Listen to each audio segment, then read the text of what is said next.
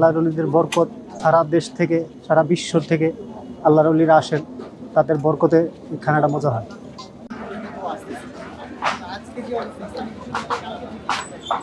আজকে দুপুরে মুরগি পাক করা হয়েছে, ডাল পাক করা হয়েছে, আর এখন রাত্রে ডাল আর ডিম আর মুরগি। বাজার আমরা নারায়ণগঞ্জ থেকে আসছি, নারায়ণগঞ্জ থেকে কিছু নিয়ে আসছি, আর এখান থেকে কাঁচা বাজার এবং মাংস এখান থেকে কিনি।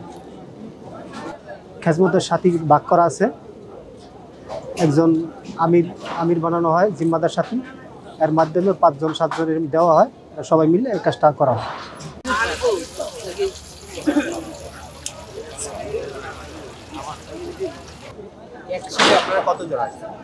আমরা আসছি হলো 35 জন।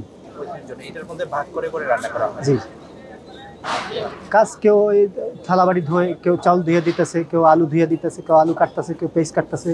আর আমি পাক শাকের পুরা দায়িত্ব আর কি 3 দিন, 3.5 দিনের দায়িত্ব আমার, আমি পাক শাকের দায়িত্ব আমার না, এই 3 দিনই আমারই দায়িত্ব, মানে পাকের দায়িত্বটা আমার, আর অন্য সাথী ভাইরা আমাকে হেল্প করবো, মানে আর কাটাকাটি কিছু ধোয়া বল্লা এটি করে দিবে। এখানে আপনার আল্লাহর অশেষ রহমত থাকে, এবং যে জামাতে আমরা বাহির হই, এই খানার ভিতরে আল্লাহ পাক একটা বরকত দেন, স্বাদ দেন, যেন সবাই খায়া মজা পায়। তাবলিগ জামাতের নিয়ম হলো একটা প্লেটে 4 জন, 5 জন, 7 জন প্লেট অনুসারে এবং জামাতবন্দি হয়ে খানা খাওয়া, ঠিক আছে, দস্তর বিছাইয়ে খানা খাওয়া, সুন্নতের পাবন্দি হয়ে খানা খাওয়া, এটি হলো আদব। কোনো ঘৃণা নাই।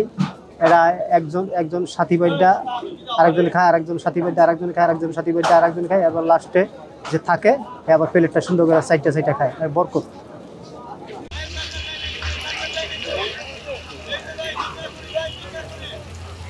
এটা আল্লাহ পাকের ইচ্ছা সব কিছু।